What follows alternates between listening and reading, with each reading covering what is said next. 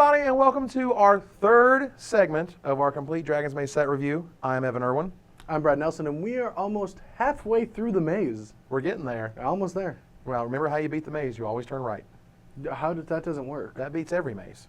That beats every maze? You just keep turning right? You just keep turning right. You will, well, you will eventually find it. I'm going to do a maze that doesn't do that, and then you're just getting stuck and walking into a wall. Go find a corn maze that is not solved by always turning right. I'm talking about Niv Mizzet's maze. All right, I seriously just want to find a maze. I want to quit right now, and I want to go find a maze and just turn right. I really Just so we can prove me wrong. Let's find a corn maze. Anyone know of a corn maze on the East Coast? I will go to it. Woo! Oh, there will be. Wait till October. All right, so today we're going to talk about the black cards. We're going to talk about the Dimir cards, all the Rakdos cards. It's going to be sweet. If it has a Dimir symbol or a Rakdos symbol or it's black, we're talking about it. So up first is Bane Alley Blackguard. Yeah. A black and a colorless 1/3. Actually a very rare thing. There's only like 5 or 6 of these ever been printed in Magic because, you know, one of the things that Rosewater was talking about in terms of black's design is that it's gotten very similar to red, particularly in haste. You know, black has haste creatures now, and that's not like a weird thing. That's not a special thing. It's just sort of an everyday thing these days. And so in order to help differentiate black from red,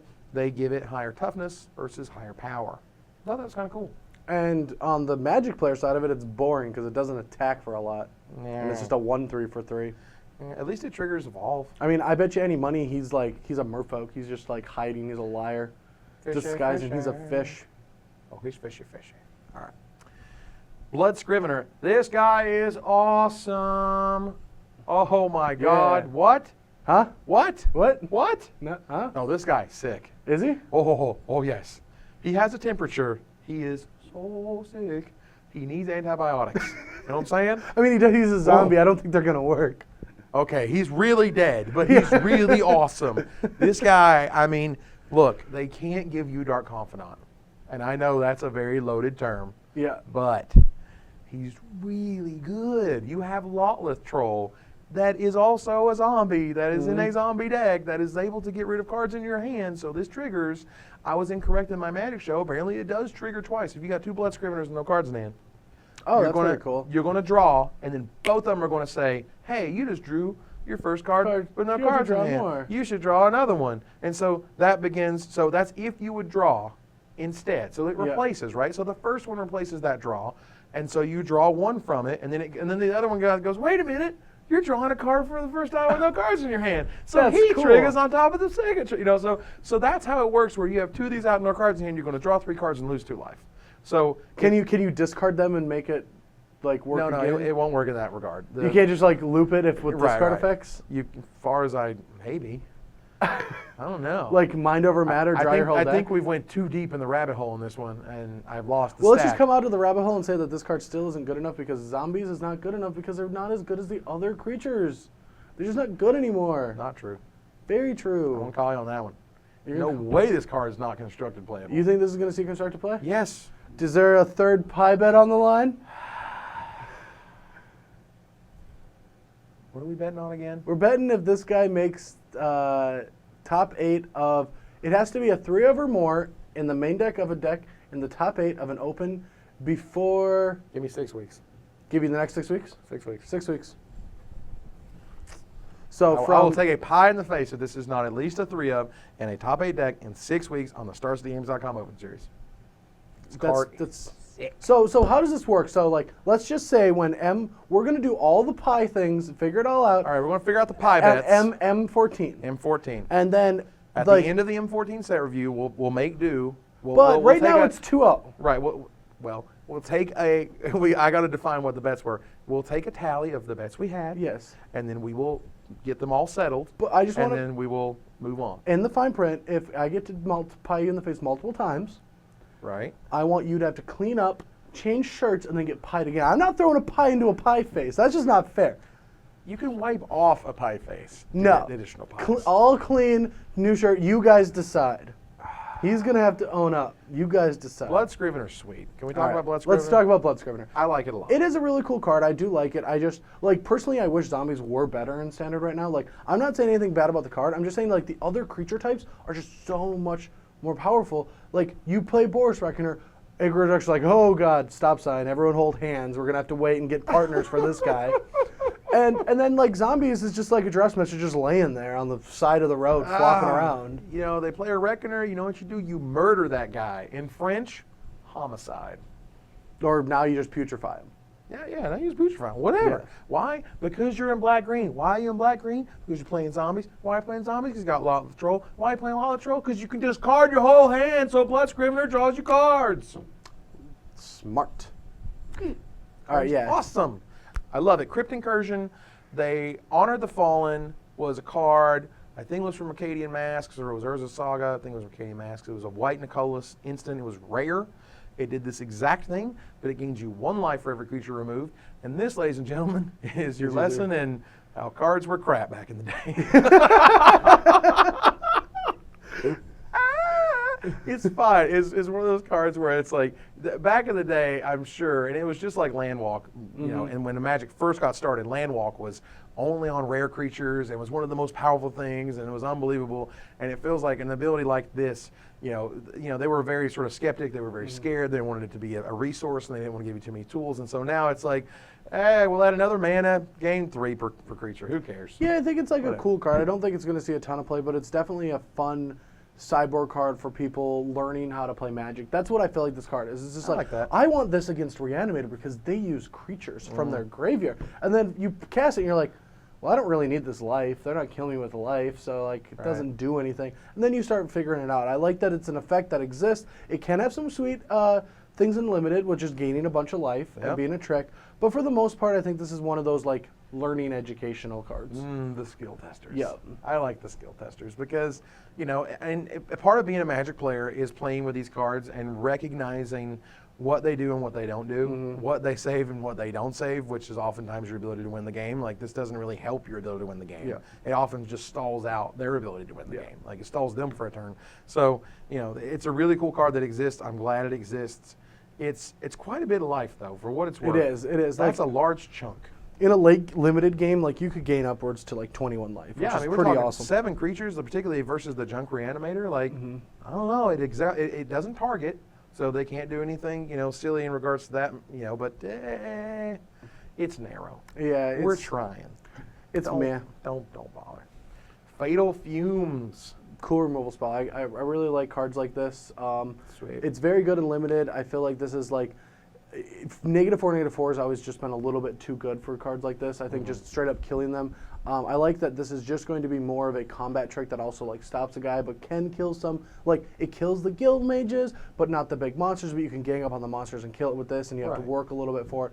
Like the removal spell. Yeah, I like the fact that, you know, you're gonna play this against a 4/4, you know, because it negates the ability for that 4/4 to have done anything, and you're still going to be able to kill it. So there's a lot of versatility in that. Like, it obviously kills the little guys, and it makes the bigger guys so small that you know, it negates their large presence. But then they can like blood rush, or they can play a trick. Like, it just makes the games way more interesting because this card just doesn't straight up kill a guy. Yeah, I mean, there's better things to do. There's better ways to put destroy target creature on a card versus literally just putting it on there. Much more fun and entertaining limited format because this card just doesn't kill something. Really good limited. Enjoy it. Hired Torturer, Mark Rosewater's favorite card for its top-down design. It is I pretty love this sweet. card. Yeah, this card's awesome. It's so cool. It's just randomly just puts the daggers in. Yeah. It just hears you scream, and then you're just like, okay.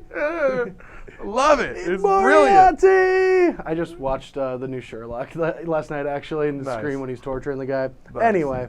But yeah, the fact that, you know, you're losing life, you know, and I'm getting some advantage. It's just, and he's a 2/3 defender. He's not going to bash you in. The art is fantastic. The flavor text hits home for us. It does. Yep, it's as we get paid to do what we love. We like magic. This guy likes slicing it into your arteries. So it all, ladies and gentlemen, Hired Torture. Yeah. Very good. sweet magic card, yeah. You scream, then you show me something. Oh, it's so good.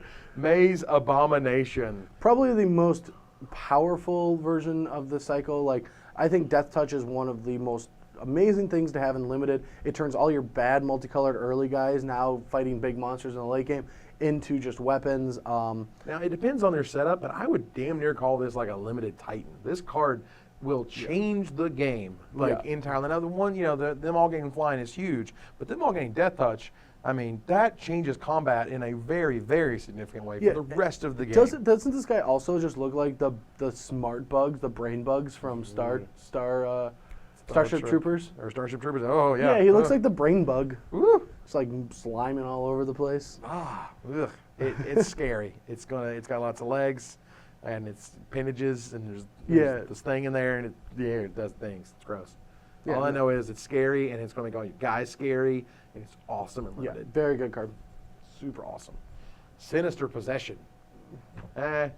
It's one of these cards. They've made a bunch of you have to have the bad cards to make the good cards. I mean, yeah, this one's not as good. Like there was a red version of this from Rise of Eldrise that was unbelievably awesome. It took forever for people to realize how good it was. But this sucks. Just bad. Don't play it. Don't play it. It's bad. It's there so you can show your friends what a bad card looks like. That's it. Ubles. This is actually going this is one of my favorite pieces of art in the set. Just for that one, what do you think is going through the zombie close to? He's just like, hey, he's over there.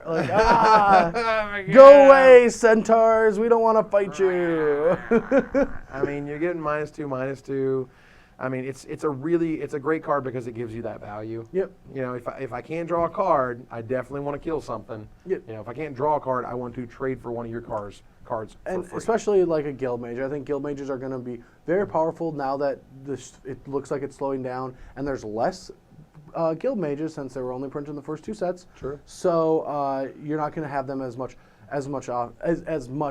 especially since you don't get to see them initially. You pick your guilds and then you find guild mages. It's true. So they're even going to be more rare in decks. So I think being able to kill them is really important for a black deck. Yeah, being able to kill those guys and evasive creatures, flyers, for example, that's going to be obviously a huge target for this thing. Or the ability to play it after combat. You bash in, they take 4 damage on their 6/6. You play this guy and finish him off. Yeah. Definitely a great limited card. Hidden strings. You can't see them. They're hidden. They made the double detain card, and then they show us this with Cypher, and I'm like, well, that card is just so much worse than this. Yeah, the detain card is like, This card is like, sweet. Hidden strings. I'll call it Hollywood. I'm going to call this card Hollywood. I think that this could lead to some really bad games of Magic when they say permanent. They don't say non-land permanent. So, you can, tap their 2 lands down on turn 2, pair it with your bear and attack, and now how does the game go from there? Well, I mean, it's a sorcery. Oh, wait, it's not until it doesn't say doesn't untap. It's not. Never mind. Correct. If it were, that's what I thought was happening. Ridiculous. Yeah. I actually thought that's what this card did. Right. Now, what happens with this card is very interesting. I feel like, I believe that you're initially going to pay 2 mana, and you're going to say, tap your 2 blockers, put it on my Deuter guy, smash in, untap my lands, and then ideally play something. Yeah. But beyond that first time that you got to do that, every other time thereafter is basically just untap my lands. Or give your guys vigilance, right? Or untap my creatures so they have vigilance. But if you needed to use hidden strings to get through their blockers, then now you don't have hidden strings to get through their blockers. Does that make sense? So there's a reason I think this card is as cheap as it is. Because that exists. The first time I read this card, I thought that don't untap, they had the same thing as the last one.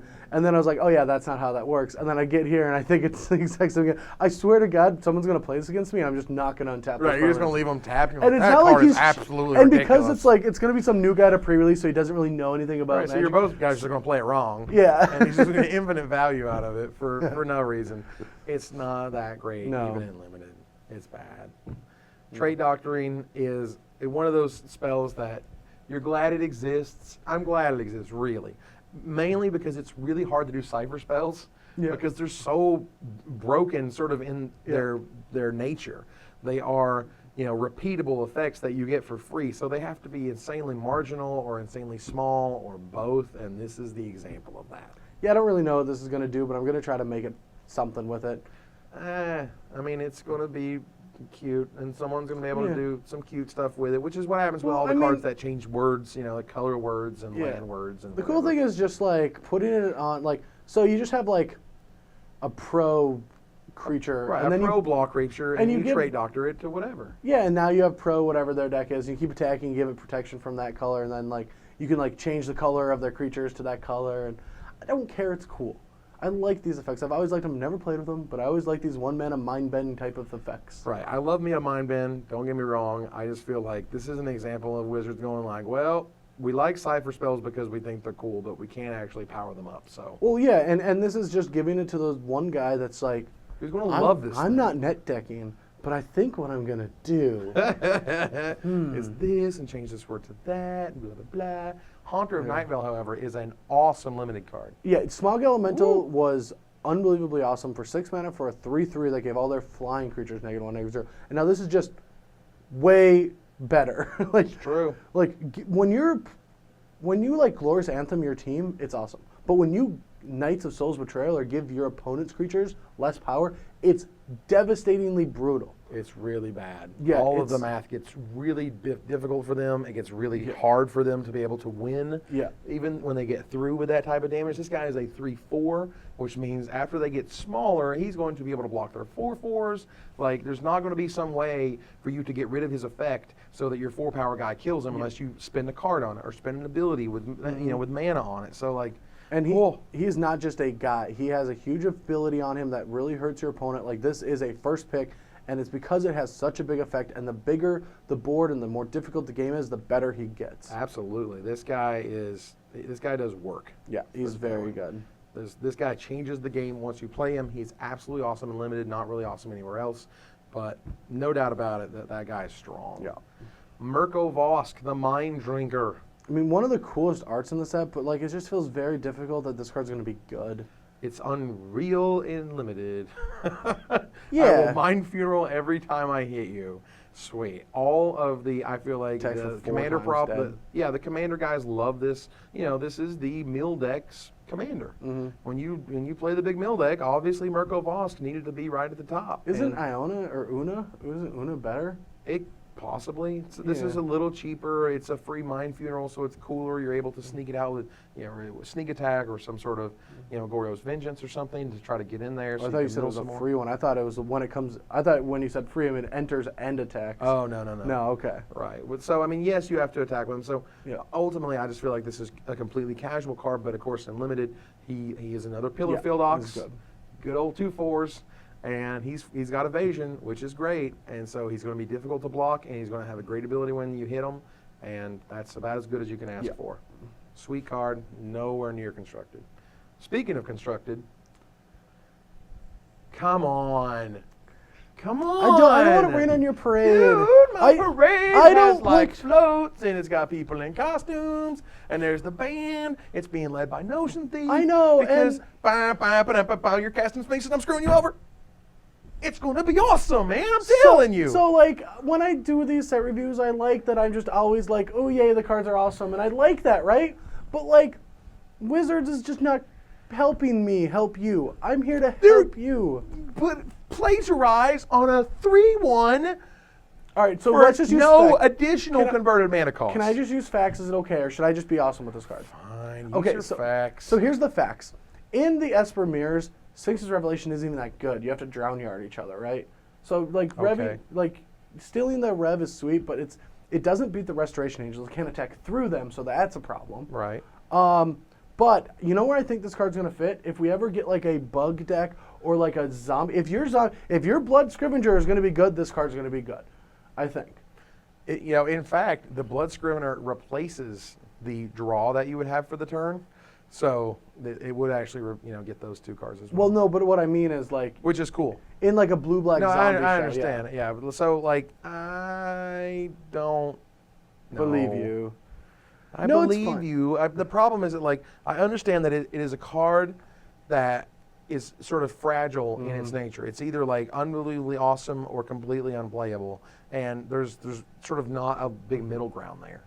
It's either going to be unbelievable or it's just bad. And in my dream world and in Magical Christmas Land, they're playing their Jaces with no Force of Will backup. And then they're activating Brainstorm so I can tap my 4 open mana in Legacy. Oh, we're already in Legacy with this card? card? We're in Legacy. Woo! And I I'm going to play it, and they're going to be like, wait, what happens here, Judge? And the judge says, you don't do anything but put 2 cards back, and your opponent who just played the Notion Thief gets to draw 3 cards. That's what I'm talking about. He's gotten mad. I was just talking standard. I didn't think it was playable. What? And it's going to be legs? No one plays around the Notion Thief. What is it like in your head? Oh, it's beautiful. I bet it is. Oh, so many horns and sounds. It's great. Pilfered Plans, because, you know, your divinations have to be sweet. Do you know what the perfect scenario with Pilfered Plans is? Is when you're just trying to draw some cards and you mill over like a Rakdos Gilgit out of an Esper deck, and he's just like, yeah, that was my win condition. He's like, yep. Can we call it millination? Yeah, like I I just feel like this is just gonna be divination unless you're playing against the Mazen's deck. And then you just like get one of their 10 gates and it's like, right. But yeah, I mean it's a great like that's how design works nowadays, right? You just replace a blue, add a black, add mill 2, and then just you have a whole new cycle of Magic cards. There you go. You've designed a whole new thing. Yeah, I mean, job's done. Let's go for lunch. Cool. You can like mill yourself if you're trying to do things. And the thing, I don't know if it's going to be good enough, and I'll dive into it a little here instead of waiting for Sire of Insanity, like I told you earlier. Well, I don't know. You should wait for Sire of Insanity. We'll wait. We'll It's in talk this about review. all of them. We're Okay, getting we'll there. wait. We're getting there. Now, Pilfered Plans by itself, again, it's the school of design of adding mill 2 to something, which is queued for a counterspell or is queued for divination. That's fine. It's a fine card in limited. Yep. Very good. Very good. I mean, it's divination. Like, you're going to play it in limited. Yep. You should be playing it in It limited. helps you mill your opponent out. Right. Now, in draft, it's Well, not as playable because there's a possibility of curve and tempo and things I like that. think it will be if this is where the format's going. If it's all 3 color and you need to get your fixing and like I think there's You going have to be time. like 4th color splashes too. So Sure. we'll figure it all out. I like it. It's a fine card for limited. Yeah. Now, Reap Intellect. Now, look, I'm an old man, all right? I got 5 kids. But How do you I do remember, one day at a time. Now, I remember when Cranial Extraction was spoiled for Champions of Kamigawa, and everyone was freaking out. And that card, like, defined standard mainly because the stupid Hanakami And no one knew how to fight it. loop thing. It was bad. It was dumb. But regardless, that was a $20 card. That used to be a top tier, oh my God, high five card. Now, Reap Intellect is just like Cranial Extraction Fireball. Yeah. And you just take all of the things away. But your problem exists, and the way that's kind of balanced is to say, you know, you have to pay the 4 mana, and then you have to pay more. So you got to pay 5 mana to get the same effect that a Cranial Extraction did, that a Memoricide already did when they reprinted it. You know, a functional reprint without the arcane. And you can't subtype. steal a card left in their deck. Yeah, for me, it feels like, hey, this is a mythic, firstly. So, like, if this were black, blue, 1, and X, like, I would not, A, be surprised, or B, think it would be that unbelievably powerful. But maybe you get to a point where, you know, you're playing Esper Control or whatever, and you just Reap Intellect for, like, you know, 4, and hopefully they have 4 cards, and hopefully, you know what I mean? Like, hope that this actually gets there. Yeah, I mean, that's the problem. Like, you have to go for their whole hand because they can, like, reveal non-lands and you can't do anything to them. Right. So, like, you can't just, like, play it for 5 mana and they're like, can't land, done. So, like, I think it's an interesting card. I don't think it's going to see a lot of play. I agree. But, like, it seems like a sweet... It's a cool variation. yeah, it's sweet. I just don't know what it's trying to do. Like, it's not good in Commander because there's only one of each copy of things. And... It's not going to be good in my cube. In No. Standard, like, you're going to have to put so much mana in this thing, you know, to actually get it to fire and to get it to actually, like, be good. It's just too far down. And in Limited, you're not going to have enough copies in that stuff anyway. So, like, you're going to play some weird, like, Mind Twist for 1,000,000 mana. So, if there is a Mythic that has disappointed me, I feel is definitely this one. There's a lot of potential this card could have had. If nothing else, at black, blue, 1, and X would it have been more interesting. I mean, for anything, it is just a 2-mana blue-black look through their graveyard, hand, and library. So if you don't even look for anything, you can just look. Like when you're like about to die, because you're playing this card in your deck, you can be like, ha, I want to see what was in your hand and library. Them silver linings, boys. Yeah. Silver linings. Warped Physique. Now, if there's a man who loves Esper, his name is Shaheen Sarani. Yeah. He got second at the Invitational in Atlanta a few weeks ago, and when this card was spoiled, he immediately said, this card is awesome. Yeah. He was like, this card is unbelievably sweet. oh my god, I love it. I can't love it more. It just does everything I want it to do. And as an Esper player, you usually do have plenty of cards in your hand, and this gets rid of Boros Reckoner. It gets rid of huge fatties. Gets rid of Obsidian. Yes. Yeah, and no, instant speed. This is one of the most powerful cards coming out of the set 4 constructed, just because it does deal with all the creatures at the speed you need. You don't have to reveal anything. You just need to show how many cards are in your hand. Right. You always want a ton of cards. You're like, think twice in Azurius Charming. Your Sphinx is Reveling. That's what you're trying to do in a game. Right. So just it's an answer to Restoration Angel. It doesn't force you to like bend over backwards and play like 1 of this and 2 of this and 3 of this and 1 of this just to be able to deal with all the random creatures that you'll play against. Right. It just kills them all. Kills hasty creatures. Kills dragons. Kills. Woo! I mean, everything. It's just so good. I love it. I love that it's also sort of like marginally, particularly in limited, you're going to have a scenario which the only way you can win the game is to get another card out of your hand so you can warp Physique like your Yes. flyer and kill them for Exacxes. Yep. Like that's a really cool way of doing this, not just -X, and I think that it gives it a whole different flavor and a whole different feel. And for those who feel like this is not good enough, I think you need to play with it. All right, yeah, and this is the blowout in limited though. Just to make sure, there's been different iterations on this before, and some of you haven't seen it. But if you're going to cast this on your opponent's creature, do it before he attacks, because there's a thing called Blood Rush, and there's things called getting destroyed by your own spell, and that's exactly what happens. You'll play this on his guy, he'll Blood Rush it.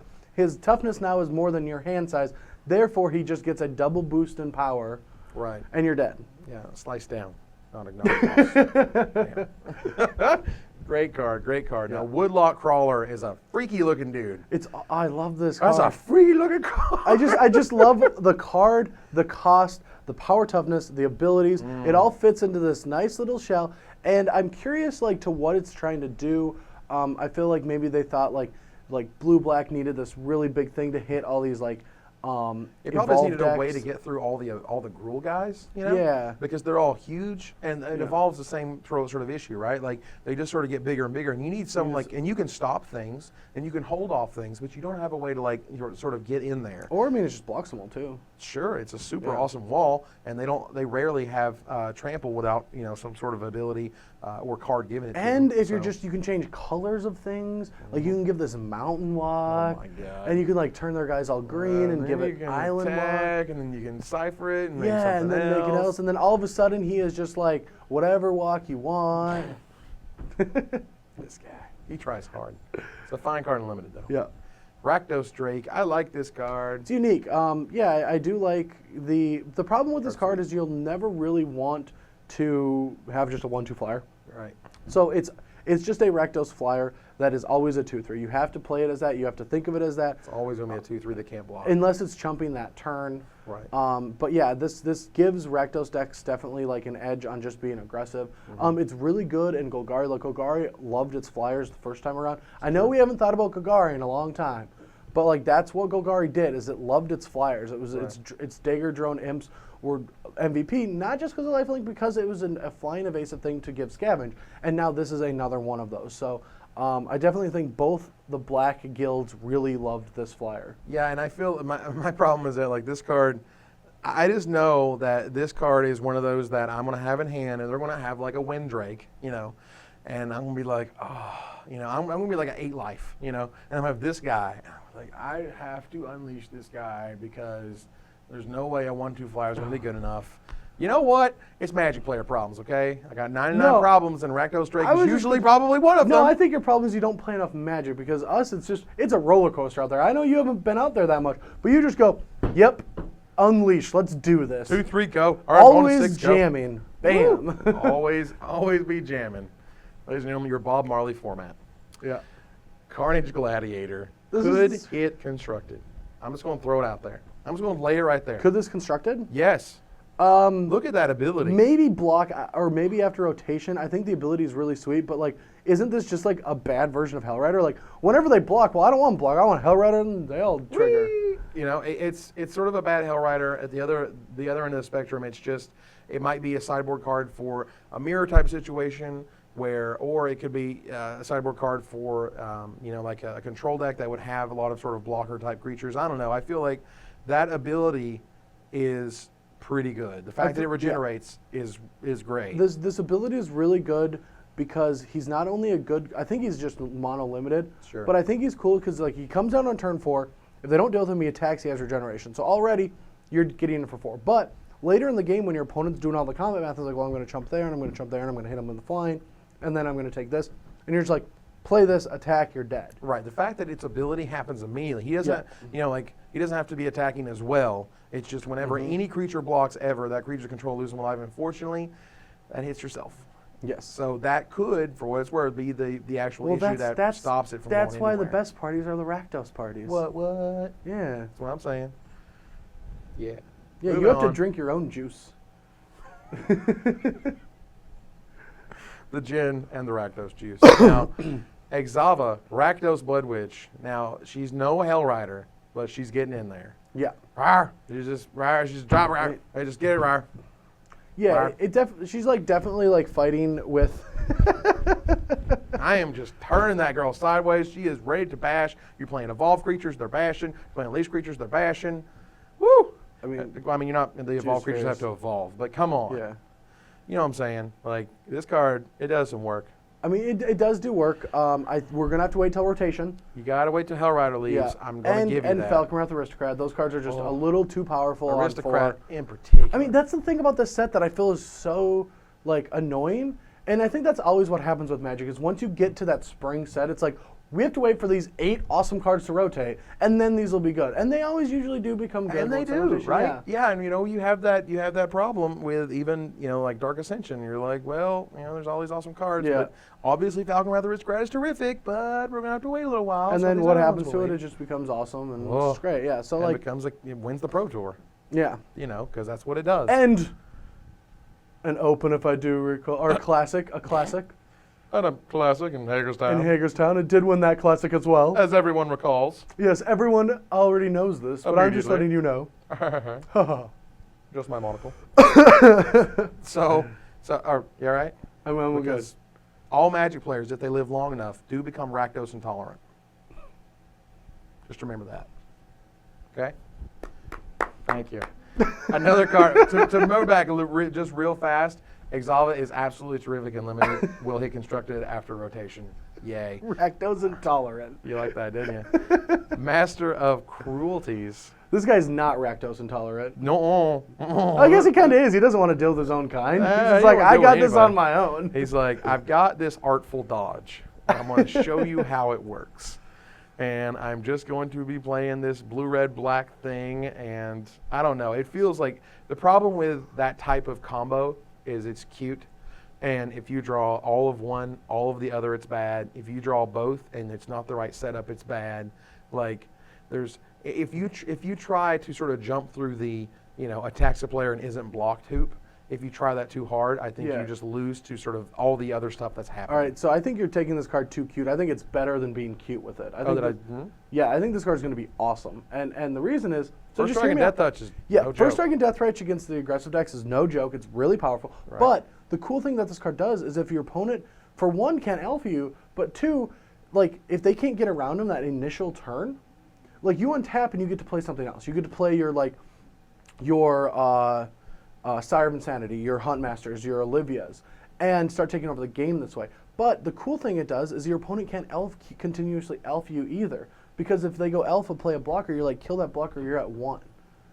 That's awesome. Yeah, so like... That's so awesome. Yeah, this card is going to be very, very good as a defensive card against the aggressive decks, as well as like, I don't think it's what you want to be doing against the control decks. I think you want more of the more powerful spells, but it still might not even be terrible there. But I think this guy, just because of First Strike and Death Touch, and its ability to just almost end the game immediately and swing the game in your favor instantly, along with like a removal spell, will mean that this will be good against all these aggressive decks running around. It's really sweet. I think it can sneak up on a lot of players, and the fact that like just every turn, like I'm just going to attack with it, just all by himself because he has to attack alone, which is fine. And you just go like, okay, you want to go to 1, right? Yeah. And they're like, I don't want to go to 1. Yeah, I want to block the guy. If your the next turn, want to go to 1?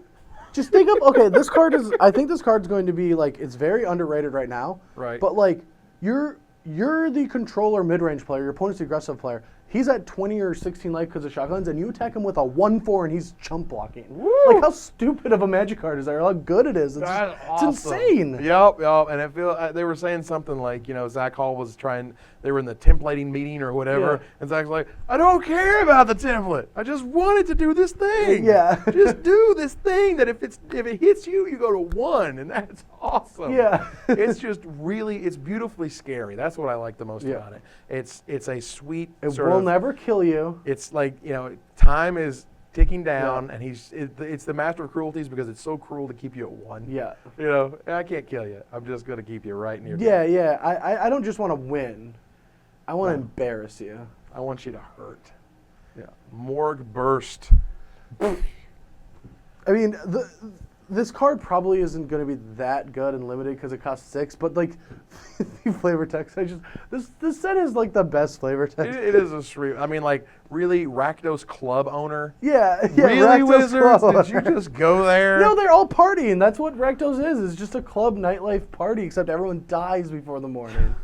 Like, that's what it is. Saw that movie. It was called Dusk Till Dawn. It's just Morgue Burst is like really expensive. It's like for a raised dead, it does kill a shock guy. thing. And it's target creature or player, which is nice. Do not consider this a Rakdos card. It is in the guild, but don't consider it that. That's a splash card or another thing because Rakdos is all unleashed and attacking, and like you're gonna want this when you're grinding. You're getting a guy back. You're killing a different guy. Right, like because it's equal to the power, which Yeah. is always really important. So it's more of sort of a green, like red, black, green type deck for Golgari or for Gruul that actually has these high power guys because you Morgue Burst a master of cruelties and that's just awkward. Well, that doesn't live on through that. No.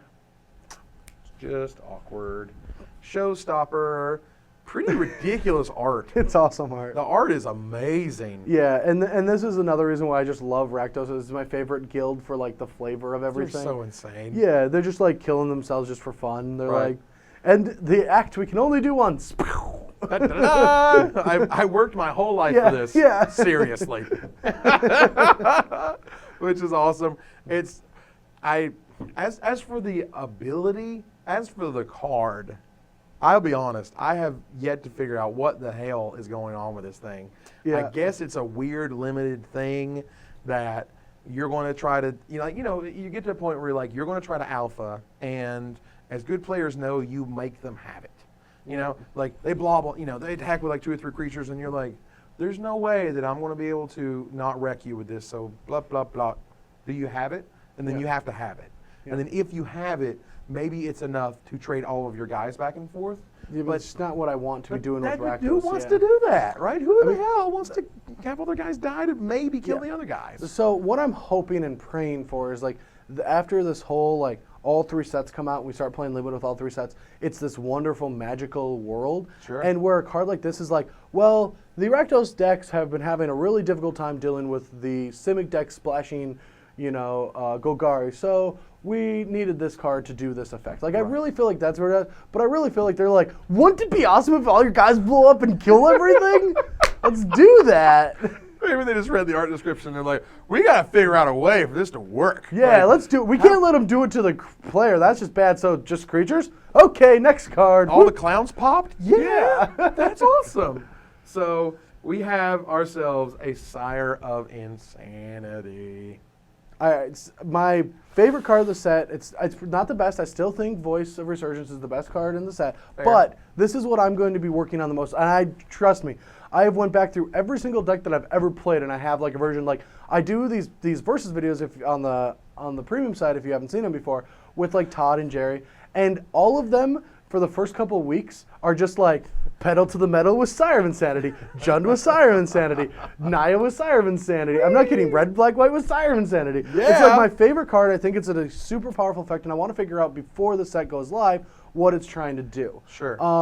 And what's it trying to do? It's trying to make all control players miserable. That's exactly what this card is doing.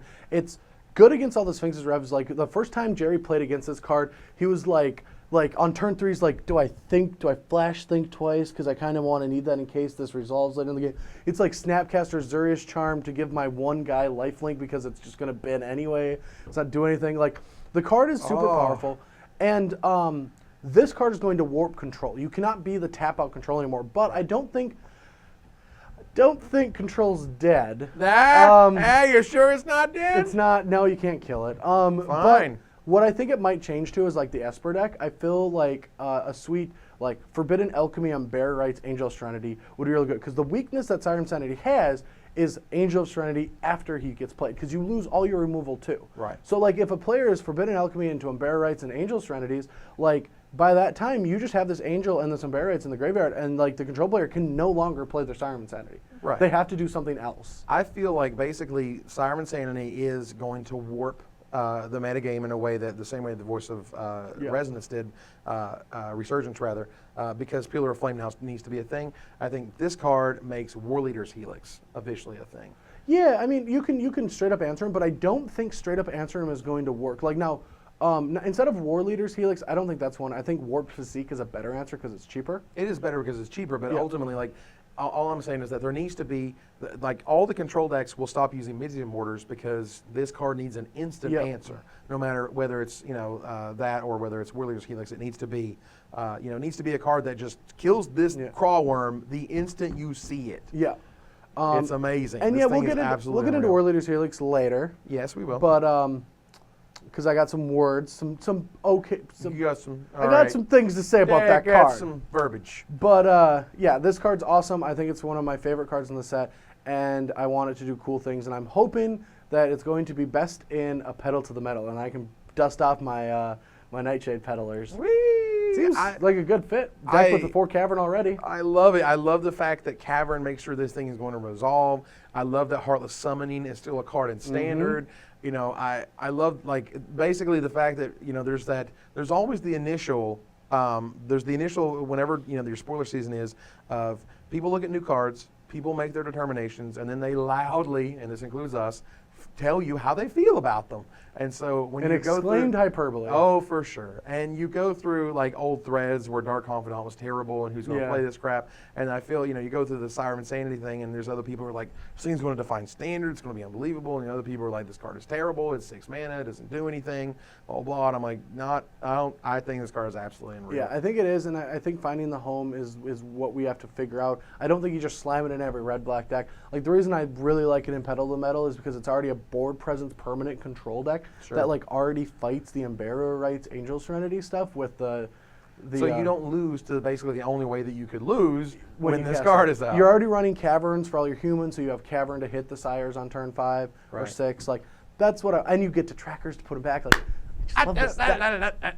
Sire's awesome. All I'm saying is they don't give LSV crap cards to preview, and this was LSV's card, and so No, they do give them pun-related ones. It. Well, maybe. I mean, they gave him Dimir Charm, which wasn't like format defined. That's I still think it was a good one. It's in my cube. I like it a lot. Spike Jester is next. I like Spike Jester. It's Hellspark Elemental that does not die. Right. They made it in Alara Reborn, but it had Trample, not Haste. And that's a huge, huge distinction. What does haste do? How does that work again? It means that you sort of don't have to wait a turn to smash. And you just like smash. Turn 2. You just smash. There was Rakdos Shred Freak, and then I was like, this guy's going to my cube and replacing Shred Freak in about 3 seconds. Yeah, no, Spike Jester seems absurdly good. Getting to be able to trade with like Flinthoof Boars and all those as well. Like he gets to trade with more things and there's a lot of 3 toughness creatures out there, so not only do you get to hit your opponent more in the early game with this card, but I mean, it's scary. I think it's very scary to go Rakdos Calculator into this guy and attack for 5 on turn 2. Like, your opponent just plays a tap land, and this happens to you. Like, that's amazing. That is ridiculous. Like, there's a sort of a level of magic, a level of a power of attacking on turn 2 that this card provides that has literally just not been seen in Magic. In constructed Magic in a long. So this is probably a conversation I should wait for Jared, but I want to talk to you and you guys at home about this. All right, here we go. I feel like because all these cards are getting faster in the formats, instead of being 17 turn games, they're like 5. Sure. Can we just cut the clock, the timer to 30 minutes and just play turbo Magic? Get these tournaments done. Like, we can run it open and run like 15 round day ones, and then it's like X and 3 makes top 8. It's just 30-minute rounds. 30-minute rounds, yeah. Why not? Like, that just, screws up with those control players, but who cares about the control players anyways? Whatever. We're just going to Sire of Insanity kill them right away anyway. No one's going to play control. I heard it from Brad Nelson. No one. He told me. It doesn't matter. Control is dead. Yeah, you just you play these aggressive decks. If you take a draw, well, you take a draw. You can still make top 8 at 11:04. You take your Cacklers, you take your Jesters, you put them all together. Yeah. You have your metagame format. All right. Far and away, hey, this is my spoiler. You can check out my Magic show where I talk all about it. Brad, how you feel about it? I will always dislike this card for one reason. I still admit it's an amazing Magic card. But Evan made us guess on Twitter, and they're like, this is far, what do you think it weighs? And I'm like, oh my god, it's removed the card from the game. No, it's coercion. It would have been so sweet. It's like bounce, remove. Yes. I was like, that's awesome. And it's far and away. You know, you push it far, get it away. Yep. Exile a card from their hand. I'm like, this card is sweet. Yep. Like I was thinking it was just coercion, 2 colors, black, remove, exile a card. But I was like, maybe it's ostracize, right? Maybe it's black, remove a creature. I was like, ooh, that might be cool. It's been a while since Ostracized was around. Yeah, well, it was one of the things where I was on Twitter and I was like, hey guys, I'm going to, my preview card's coming out in the next few minutes. Here's what, I have the Dimir card. What does it do? People immediately caught Unsummon. And then, as soon as Unsummon was a thing, the natural other half felt like Castigate, whatever. It was like, you look at their hand and you get rid of a card because that's what you just did. And so, This, however, does give you even more play. It does give you more play. I do agree because you get to bounce a small guy, get rid of the big guy, or bounce the big guy, get rid of the small guy. Right. If you wanted to recast or not have the time to do it. Right. Figuring things out with this card is pretty interesting. Bouncing your own guy, making him sack their guy is also a play. But yeah, I just have a problem with the name, with the away part. It's like, I don't think things in the graveyard are that far away anymore. So what you basically said was you had a problem with the name because of the way that I spoiled it and not the way they designed it. Both. But anyway, yeah, it's a very good card. Toil and Trouble. You have your Toil. I love this card. Yeah, it's a really cool card. I think I like it very much so in limited. Sure. Just being draw 2, lose 2, that's fine. Sometimes you can get your opponent for the last couple points of damage, or do it earlier in the game when you don't have a 3-drop and you're just like, take 5, I'm just going all in on you. Right. Lol. Yeah, but you can force them to lose at minimum 4 damage for 6, just making them draw 2, lose 2. So if their life total's really low and they got 2 tricks, you're like, all right, you lose 6. Take 2 from Toil, take 4 from Trouble. Now that you drew 2 cards, the game is over. Right. And that part's really cool too. Constructed, I don't know what this is going to do immediately. I think it's a little too slow. I think you can get there. The coolest thing for me, flexible. when I found the card, the coolest thing, I'm not going to go into block too much because I'm working on a pro tour here, but I got a team that I got to respect. Get a freaking team, people. Got to respect Team SCG. Look, it can be fine in block. I'm not worried about it. But if it actually happens in standard in a sort of Rakdos aggro, red-black zombie, something type of deck, the problem is it's expensive. Yeah. Now the Sign of Blood half is great. The sudden impact half is sweet. It's just that sort of between the two, it's a little awkward. That 3 mana, Sign of Blood being 2 mana is important. Yeah. For those types of decks, it's really important. You already have Blood Scrivener, so between all of between those 2 factors, I don't really think it's. Yeah, no, I feel like a lot of these cards also are decent and limited, but more so are here to impact EDH and or Commander. And I know I keep Commander's my throwaway because I actually don't know how Commander plays. Well, Commander's a throwaway in terms of it always gives us an aspect, and it's something Wizards has done the same thing. For a long time, Commander didn't exist, and so they would make these ridiculous, silly, funny cards, and you would go, well, who is this card for? Well, there's kitchen table players somewhere who are going to like this card at some point. But now Commander actually gives you the outlet to say that it's not for limited, it's not for constructed, it's not for cube, but it's for these people who like to just have big tons of fun with Magic, and that's what these cards are made for. Exactly, and I think this is a good one because there's just that the cool thing about Toil and Trouble is it's mischievous, and you're gonna hold this card in Commander and be like, how many cards are in everyone's hand? All right, you take the most damage. Right. I like you. You draw the cards, you take the damage. Right? There's a political aspect of that a lot of people get a kick out of. Now, breaking and entering is let's reprint Glimpse the Unthinkable without reprinting Glimpse the Unthinkable. And that's exactly what they did. And I'm scared of this card. I don't know what you can do with it. I think Graveyard Interaction is a little bit too tempting, especially in modern, where you have the Stinkweed Imp, like Dredge kind of style decks, where that is a very powerful thing. That was played in Extended at the time. It was pretty much when Extended was modern. pretty much the same format, you would just mill 10 and that was good enough. Mill Right. 8's still really good. It's still pretty good, and ultimately, you know, like regardless of the fact if it does ever enter a constructed format, all of the casual players still want this card. Like Glimpse the Unthinkable is like a $20 rare. Oh, really? Yeah, from Ravnica because it mills 10 for 2, and that's Every just not single seen. time you say that, I feel so bad because I know I just like threw away my glimpses. They Oh, were like right. in my draft fodder. It's Right, just like, you're like, throw them in the trash. Whatever. Yeah, that card is insanely expensive because casual players love this. And again, we're only talking about breaking at this point because entering, you're like, okay, you're gonna reanimate with some haste. I like this because Sure. you don't target. You just pick any graveyard. You just cast it, and you're like, you have no idea where I'm entering from. I already broke in. Let's Yep. find out what I'm entering. Yep, let's do this. Yeah. It's just really sweet. It's a really interesting card, I think, for casual play. In limited, Oh yeah, this is a fine Sweet card one. in limited. Yeah, because creatures are gonna die. creatures are going to. I You mean, could I milling feel like 8 the 8 mana thing seems a little bit of a stretch, but No, it's Late one or the seal. other. It's one or the other. I think Sure. like milling 8 is a fine thing with 40 cards with all the other mill effects, because you still have Dimir from Gatecrash, sure. and as well as like entering is just a good 6-mana reanimation spell, especially if your opponent had a good bomb. Right. So like I think the card is fine. Sure. I mean, it's a fine card. Yeah. You know, I don't see it entering constructed in any fashion. No. That, you know what that means? That means- means we're done with all of the black and Rakdos and Dimir cards. We have taken our third right in this Dragon Space. Hopefully after 2 more we'll find, Our way out. yeah. Da-da-da-da-da-da. Set review.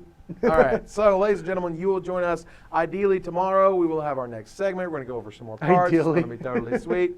Well, I hope so. I hope you don't get sick and you can't watch. Yeah, or if you do, you know, go to the doctor, come back, load us the video. You know, drink some high C. We're here for you. Yes. For Brad Nelson. Yeah. Evan Irwin, we're tapping the cards. So you don't have to. I remembered this time.